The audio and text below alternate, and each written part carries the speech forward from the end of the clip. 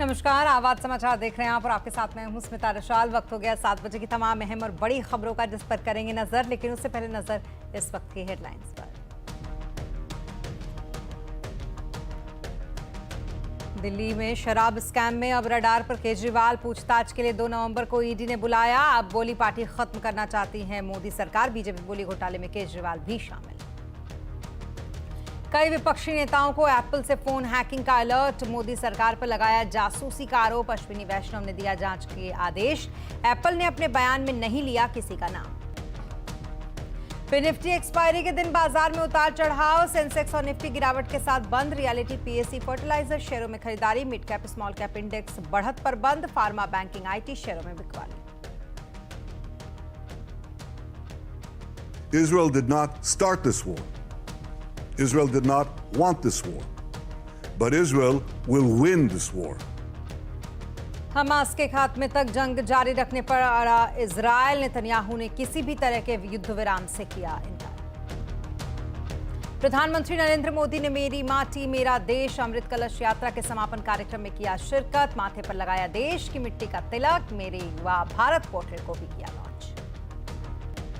भारतीयों के डाटा की सबसे बड़ी सेंधमारी। आधार के 81 करोड़ से ज्यादा डेटा लीक। डार्क वेब पर लाखों करोड़ों में बिक रही है जानकारी। नवरात्रि में मुंबई में बिकी जमकर प्रॉपर्टी। 11 साल का टूटा रिकॉर्ड। अक्टूबर में पिछले साल के मुकाबले 21% ज्यादा हुई बिक्री।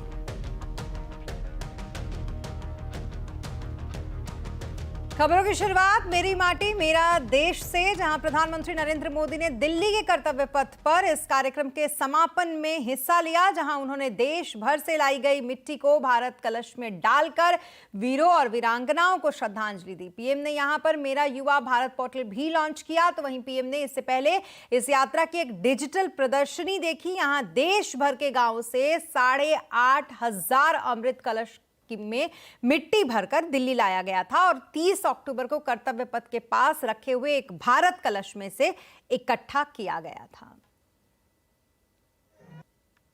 मेरा युवा भारत संगठन यानी माय भारत, माय भारत की नींव रखी गई है। 21वीं सदी में राष्ट्र निर्माण के लिए मेरा युवा भारत संगठन बहुत बड़ी भूमिका निभाने वाला है। तो वहीं इससे पहले प्रधानमंत्री नरेंद्र मोदी गुजरात दौरे पर थे, जहां दूसरे दिन वो आज अपने गुजरात दौरे के केवड़िया पहुंचे। वहां पर स्टैच्यू ऑफ यूनिटी में उन्होंने सरदार वल्लभ भाई पटेल की 138वीं जयंती पर उन्हें श्रद्धांजलि दी। दरअसल सरदार वल्लभ भाई पटेल की जो जयंती है उसे राष्ट्रीय एकता दिवस के रूप में हर साल मनाया जाता है और इस मौके पर एक कार्यक्रम का आयोजन किया गया था। इस कार्यक्रम के दौरान सीआरपीएफ की जो महिला बाइकर्स हैं उन्होंने शानदार करतब दिखाए। इस मौके पर पीएम मोदी ने देशवासियों को राष्ट्र की एकता और अखंडता और सुरक्षा बनाए रखने की शपथ भी दिलाई। शराब घोटाले की आंच दिल्ली के मुख्यमंत्री अरविंद केजरीवाल तक अब पहुंच गई है। ईडी ने इस मामले में केजरीवाल को सम्मन भेजकर 2 नवंबर को पूछताछ के लिए बुलाया है। इससे पहले सीबीआई ने अप्रैल में केजरीवाल से इसी मामले में 9.5 घंटे तक पूछताछ की थी। शराब घोटाला मामले में दिल्ली के पूर्व डिप्टी सीएम मनीष सिसोदिया और आप के सांसद संजय सिंह जेल में पहले से ही बंद है। ईडी के समन पर आम आदमी पार्टी का कहना है कि पीएम मोदी को अरविंद केजरीवाल से डर लगता है। बीजेपी को पता है कि वो चुनाव में आपको नहीं हरा सकती, इसलिए आपके नेताओं को एक एक करके जेल में डाला जा रहा है। आम आदमी पार्टी के संयोजक और दिल्ली के मुख्यमंत्री अरविंद केजरीवाल को 2 नवंबर को जब गिरफ्तार किया जाएगा, वो इसलिए नहीं किया जाएगा कि उनके खिलाफ कोई केस है, उनके खिलाफ कोई सबूत है। उनको इसलिए गिरफ्तार किया जाएगा क्योंकि प्रधानमंत्री नरेंद्र मोदी जी को अरविंद केजरीवाल से डर लगता है। वहीं ईडी के समन भेजने के बाद बीजेपी आम आदमी पार्टी पर हमलावर हो गई है। बीजेपी ने कहा है कि जो लोग ईमानदारी का सर्टिफिकेट देते थे उनके मंत्री अब जेल जा रहे हैं। जो ईमानदारी के सर्टिफिकेट देते थे उनका कैसे एक के बाद दूसरा मंत्री जेल गया और जेल के बाद बेल भी नहीं हुई और साल भर से ये कभी सत्येंद्र जैन जी को, कभी मनीष सिसोदिया जी को, कभी संजय सिंह जी को, इन सबको ईमानदारी के सर्टिफिकेट माननीय मुख्यमंत्री अरविंद केजरीवाल जी बांट रहे थे। सच्चाई ये है कि जब से सत्ता में आए हैं, एक के बाद दूसरा इनका नेता भ्रष्टाचार में लिप्त पाया गया। गलती करेंगे आप, भ्रष्टाचार करेंगे आप, अपराध करेंगे आप, और कार्रवाई होगी तो परेशानी है। ऐसा कैसे चलेगा भाई? ये आज इसलिए बताना जरूरी है कि अरविंद केजरीवाल और उनकी पार्टी, मनीष सिसोदिया, संजय सिंह, सभी बार बार कहते थे कि पूरा ये मामला बिल्कुल फर्जी है। सिसोदिया और संजय सिंह के बाद क्या अब अगला नंबर अरविंद केजरीवाल का है? आज आवाज अड्डा में इसी पर करेंगे चर्चा, शाम 7:57 पर।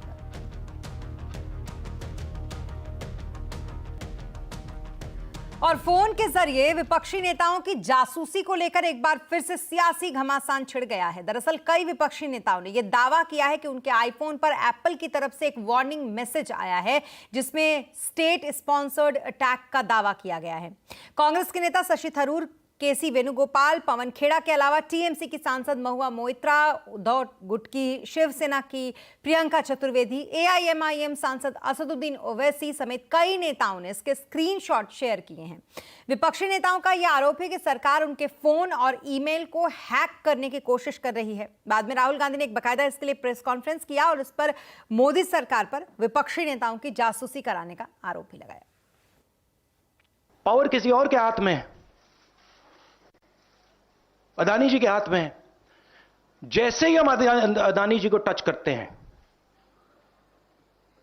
इंटेलिजेंस एजेंसीज, स्नूपिंग, सीबीआई, क्योंकि अदानी जी को हमने ऐसा घेरा है,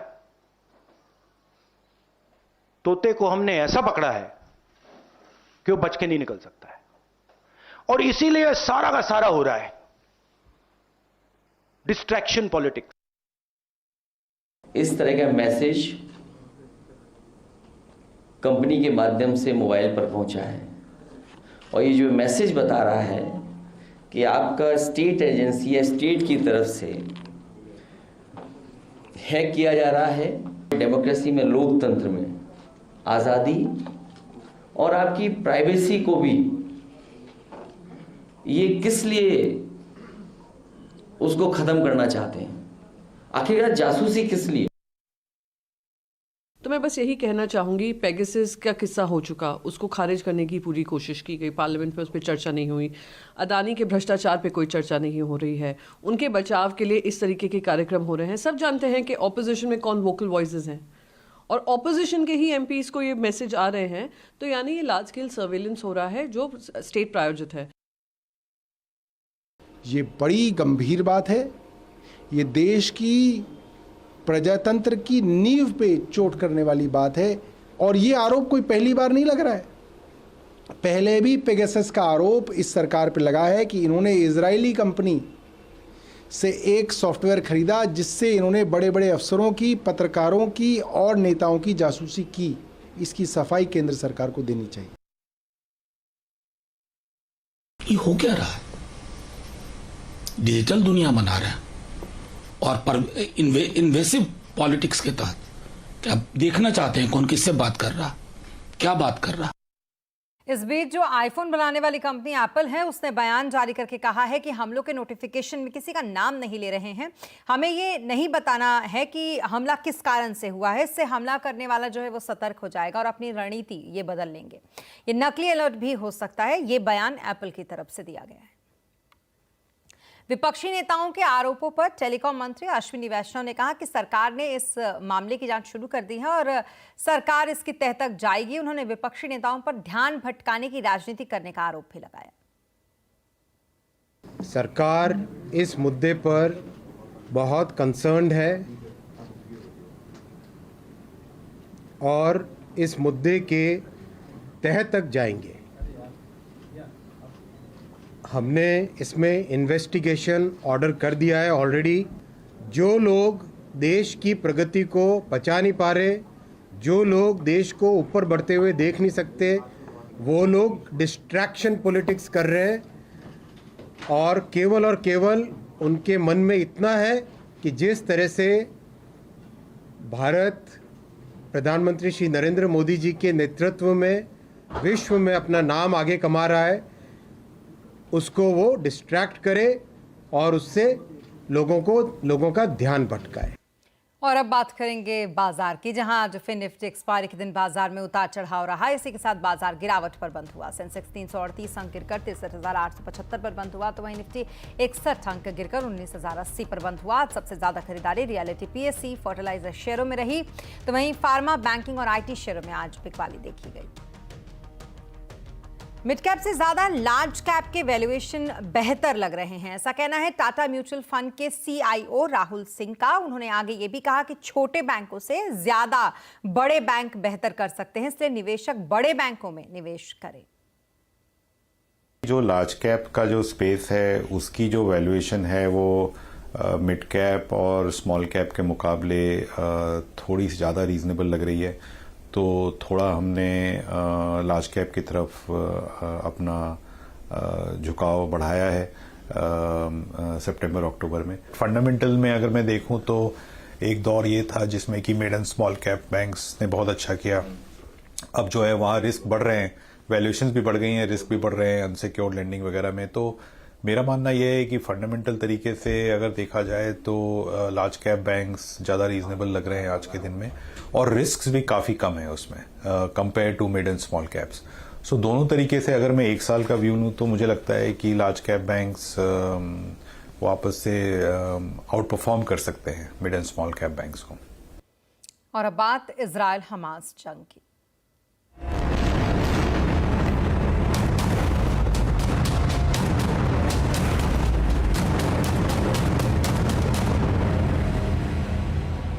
इजराइल हमास जंग को 25 दिन हो चुके हैं और कहीं से भी युद्ध विराम होने जैसी कोई स्थिति नहीं दिख रही। इस बीच इजराइल के पीएम नेतन्याहू ने सीज फायर से इनकार किया है। नेतन्याहू ने सीज फायर की बातों पर कहा कि सीज फायर करना हमास के सामने सरेंडर करने जैसा है और वो हमास के खात्मे तक इस लड़ाई को जारी रखेंगे।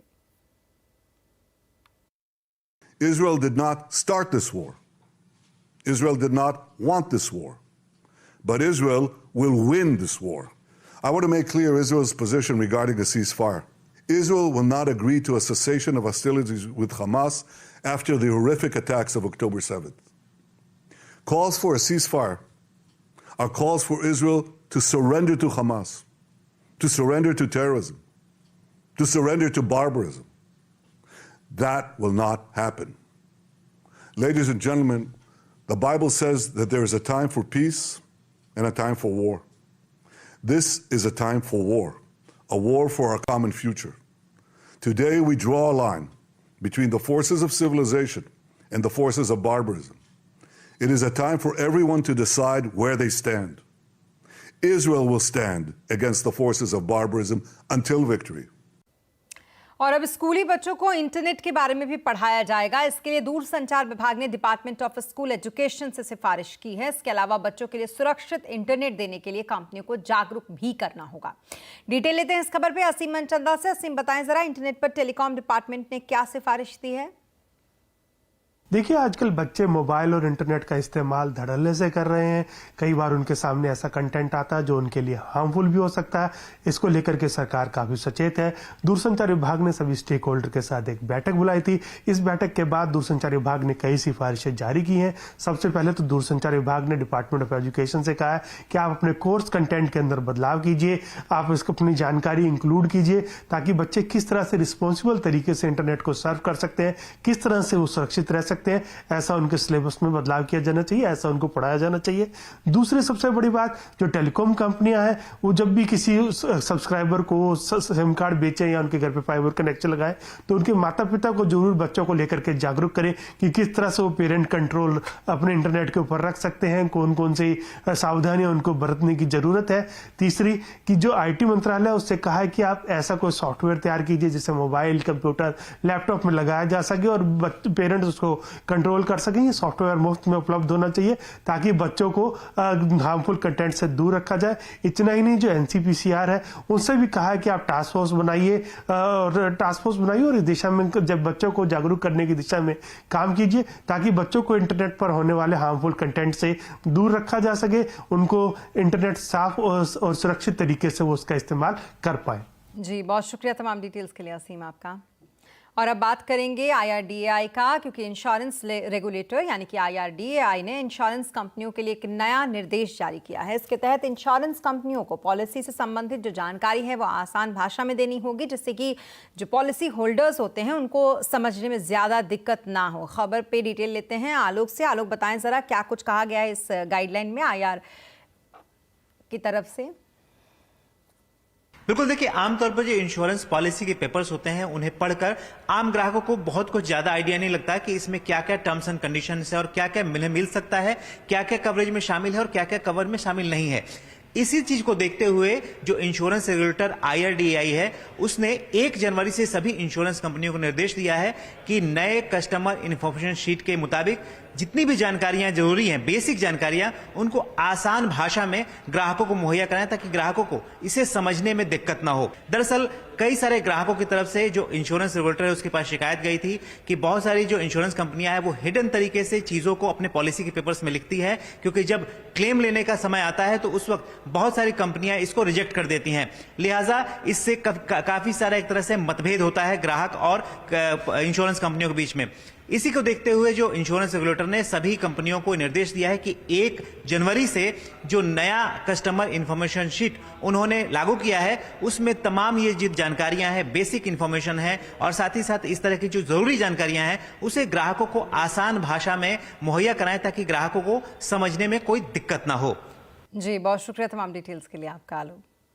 और देश के सबसे बड़े और महंगे रियल एस्टेट मार्केट में प्रॉपर्टी की बिक्री ने एक बार फिर से रिकॉर्ड बना दिया है। आंकड़ों के हिसाब से ये पिछले 11 साल में सबसे ज्यादा रजिस्ट्रेशन वाला अक्टूबर रहा।